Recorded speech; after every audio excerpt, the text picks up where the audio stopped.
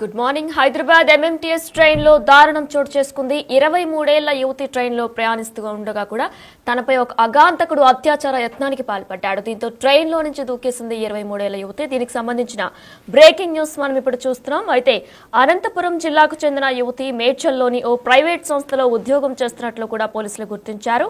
ఇక తన cell phone మరమ్మత్తు కోసం సికింద్రాబాద్ వెళ్లి వస్తుండగా కూడా ఈ ఘటన చోటు చేసుకుంది. దీంతో ఒకేసారి ఆమె గుండ్ల పోచంపల్లి స్టేషన్ సమీపంలో పడి ఉన్నట్లు కూడా స్థానికులు ఇటు పోలీసులు కూడా గుర్తించారు. ప్రస్తుతం ఆమె తీవ్ర గాయాలతో బయటపడింది. తనని గాంధీ ఆసుపత్రిలో వైద్య చికిత్స నిమిత్తం వైద్యులు చికిత్స అందిస్తున్నట్లు కూడా తెలుస్తుంది. దీనికి సంబంధించిన మరిన్ని అప్డేట్స్ మా ప్రతినిధి సుజాత ఫోన్ లైన్ల ద్వారా అందిస్తారు. ఎస్ సుజాత, అసలు ఈ ఘటన ఏ టైంలో జరిగింది? ఇప్పుడు నిందితుడిని పట్టుకున్నారా? డీటెయిల్స్ ఏంటి? నిన్న మేడ్చల్ ఏరియాలో నివాసం ఉంటున్నటువంటి అనంతగిరి జిల్లాకు సంబంధించినటువంటి ఒక మహిళ గత కొన్ని సంవత్సరాల నుంచి ప్రైవేట్ కంపెనీలో పనిచేస్తుంది. అయితే నిన్న సెల్ ఫోన్ ని రిపేర్ చేయించేందుకు సికింద్రాబాద్ వచ్చి తిరిగి వెళ్తున్నటువంటి టైంని ఎంఎంటీఎస్ ట్రైన్ ఎక్కినప్పుడు ఆ ట్రైన్ లో ఒక బోగిలో 3 మహిళలు మాత్రమే ఉన్నారు. ఈ మహిళతో పాటు మరొక 2.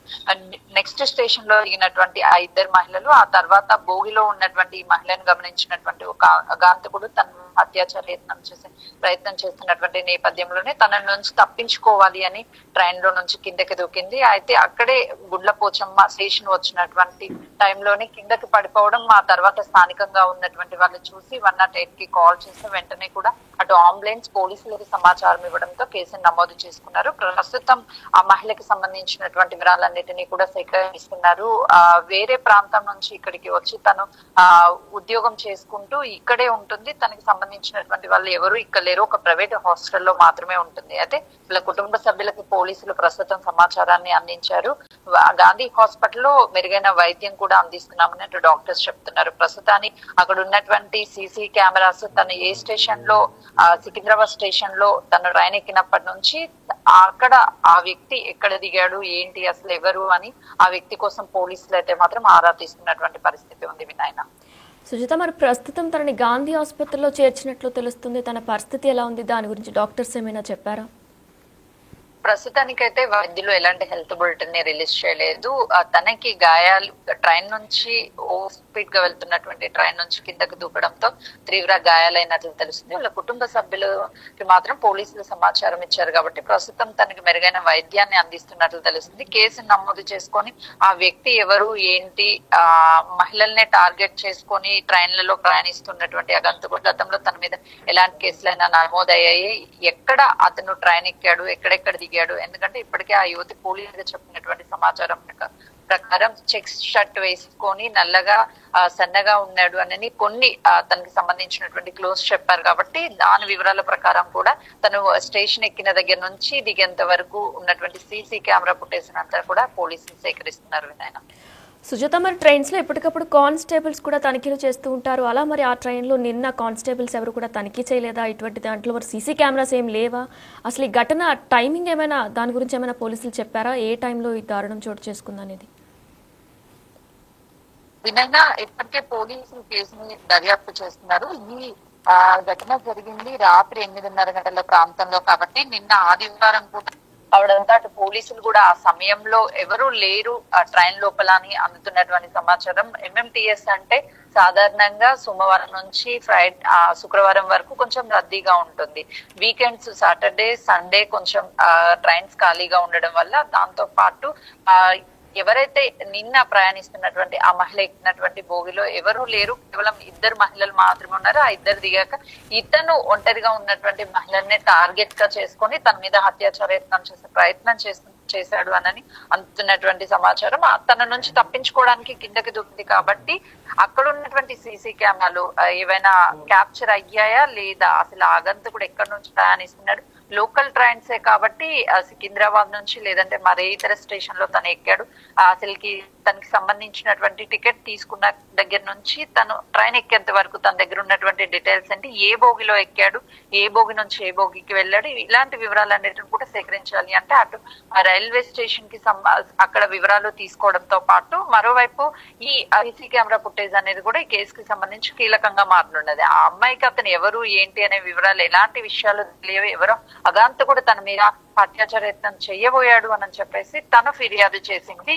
పోలీసులు కూడా ఈ కేసుని చాలా సీరియస్ గా తీసుకున్నారు. ఆ గతంలో కూడా స్టేషన్ లో కి అగంతకులు వచ్చి ఆ ట్రైన్ లో ప్రయాణించేటువంటి ఒంటరి మహిళల మీదే టార్గెట్ గా చేసుకుని చాలా ఘటనలు జరిగిన తర్వాత కొంతవరకు పోలీసులు కూడా అలర్ట్ అయ్యారు. ఆ రైల్వే స్టేషన్ కి సంబంధించినటువంటి పోలీస్ టీం ఏదైతే ఉంటుందో ఎప్పటికప్పుడు బోగిల్లో ప్రయాణికులతో పాటు ప్రయాణించి ఎక్కడైనా సరే ఇలాంటి ఘటనలు జరుగుతున్నప్పుడు వాటిని కట్టడి చేసే ప్రయత్నం చేసుకుంటారు. కానీ నిన్న ఆదివారం కావడంతో పెద్దగా క్రౌడ్ ఉండదు. దాంతో పాటు అసలు సెక్యూరిటీ ఎవరెవరు ఉన్నారు ఏంటి అనేది కూడా వీళ్ళు గమనించకపోవడం అనేది కొంతమేరకు ఈ ఘటన జరగడానికి కారణం అని చెప్పవచ్చు. ఆ మహిళ తప్పించుకునేటువంటి క్రమంలోనే ఒకవేళ ఆ ట్రైన్ లో బోగిలు ఎవరైనా ఉంటే కాపాడే ప్రయత్నం చేసేవాళ్ళు, కానీ ఎవరు లేకపోవడమే ఇలాంటి ఘటనే దారి తీయడానికి ప్రధాన కారణంగా తెలుస్తుంది. కాబట్టి ఫర్దర్ గా తను ఎవరు ఏంటి అని వివరాలు రాబట్టే ప్రయత్నం పోలీసులు చేస్తున్నారు. సీసీ కెమెరాలో రికార్డ్ అయి ఉంటే ఖచ్చితంగా కూడా ఆ ఎక్కడైతే station Secunderabad station MMTS platforms ఉన్నాయో అక్కడ సీసీ కెమెరాలను అబ్జర్వ్ చేస్తే ఈ కేసుకి సంబంధించి కీలక ఆధారాలు దొరికే అవకాశం ఉంటుంది. Vinay. Right Sujatha, thank you. Hyderabad MMTS train లో దారుణం చోటు చేసుకుంది. మహిళా బోగిలో ఒంటరిగా ఉన్న 23 ఏళ్ల యువతపై అత్యాచార యత్నానికి పాల్పడ్డాడు ఓ అగాంతకుడు. కదులుతున్న ట్రైన్ నుంచి దూకేసింది ఈ నేపథ్యంలో ఆ యువతి. అయితే గుండ్ల పోచమ్మపల్లి దగ్గర కూడా తన కింద పడి ఉన్నట్లు కూడా స్థానికులు గుర్తించారు. అయితే ఈ నేపథ్యంలో తనకి తీవ్ర గాయాలైనట్లు కూడా పోలీసులు చెబుతున్నారు. ప్రస్తుతం తన గాంధీ ఆసుపత్రిలో చికిత్స పొందుతున్నారు. ఇక సికింద్రాబాద్ నుంచి మేడ్చల్ వెళ్తున్న ఎంఎంటీఎస్ ట్రైన్ లో ఈ దారుణం చోటు చేసుకుంది. నిన్న రాత్రి 8:30 కూడా ఈ దారుణం చోటు చేసుకున్నట్లు కూడా పోలీసులు దర్యాప్తులో తెలుస్తుంది. అయితే మరి ఈ దారుణం చోటు చేసుకున్నప్పుడు అసలు ట్రైన్లో సాధారణంగా చూసుకున్నట్లయితే ఎవరొకరు పోలీసులు కానీ కానిస్టేబుల్ కానీ తనిఖీలు చేస్తూ ఉంటారు. మరి ఆ టైంలో షిఫ్ట్ లో ఎవరు లేరా లేదంటే సీసీ కెమెరాలు లేవా అనే కోణంలో కూడా ప్రస్తుతం పోలీసులు దర్యాప్తు కొనసాగిస్తున్నారు. అయితే ప్రస్తుతం అగాంతకుడు పరారులో ఉన్నట్లు కూడా తెలుస్తుంది. ప్రస్తుతం ఆ అబ్బాయి ఎవరు అనే కోణంలో కూడా పోలీసులు దర్యాప్తు కొనసాగిస్తున్నారు. అయితే అనంతపురం జిల్లాకు చెందిన యువతి 23 ఏళ్లు మేడ్చల్లోని ఓ ప్రైవేట్ సంస్థలో ఉద్యోగం చేస్తుంది. తన ప్రైవేట్ హాస్టల్లో ఉంటున్నట్లు కూడా పోలీసులు దర్యాప్తులో తేలింది. ఇక తన సెల్ ఫోన్ మరమ్మత్తు కోసం సికింద్రాబాద్ వెళ్లి వస్తుండగా కూడా ఈ దారుణం చోటు చేసుకుంది. మహిళల కోచ్ లోనే ఎక్కిన తను మొత్తం 3 మహిళలే ఆ బోగిలో ఉన్నారు. ఇక మధ్యలో ఆ 2 మహిళలు దిగిపోయినప్పుడు చివరకు బోగిలో యువతి ఒక్కరితే ఉంది. ఇది గమనించిన యువకుడు ఆమెపై అత్యాచార యత్నానికి పాల్పడ్డాడు. అతని నుంచి తప్పించుకునేందుకు కూడా రైలు నుంచి దూకేసింది యువతి. తీవ్ర గాయాలతో గుండ్ల పోచమ్మపల్లి స్టేషన్ సమీపంలో పడి ఉన్నట్లు కూడా స్థానికులు గుర్తించారు. దీంతో వెంటనే పోలీసులకి సమాచారం ఇవ్వడంతో వెంటనే యువతిని గాంధీ ఆసుపత్రికి తరలించారు. ప్రస్తుతం యువతి గాంధీ ఆసుపత్రిలో వైద్య చికిత్స నిమిత్తం చికిత్స పొందుతున్నట్లు కూడా తెలుస్తుంది. ఇక పోలీసులు యువతి తల్లిదండ్రులకు కూడా సమాచారం ఇచ్చినట్లు కూడా తెలుస్తుంది. ఇక నిందితుడు ప్రస్తుతం పరారులో ఉన్నారు. తన గురించి కూడా పోలీసులు ప్రస్తుతం దర్యాప్తు కొనసాగిస్తున్నారు. అసలు తను ఎవరు, ఇలా మహిళల్ని టార్గెట్ చేస్తున్నాడా లేదంటే కావాలనే చేస్తున్నాడా అనే కోణంలో కూడా ప్రస్తుతం పోలీసులు దర్యాప్తు కొనసాగిస్తున్నారు. అక్కడ సీసీ కెమెరాలు పోలీస్ కానిస్టేబుల్ కూడా లేనందువలన తన ఎవరు అనే తెలుసుకోవడం కొంచెం సమయం పట్టొచ్చంటూ కూడా పోలీసులు చెప్తున్నారు.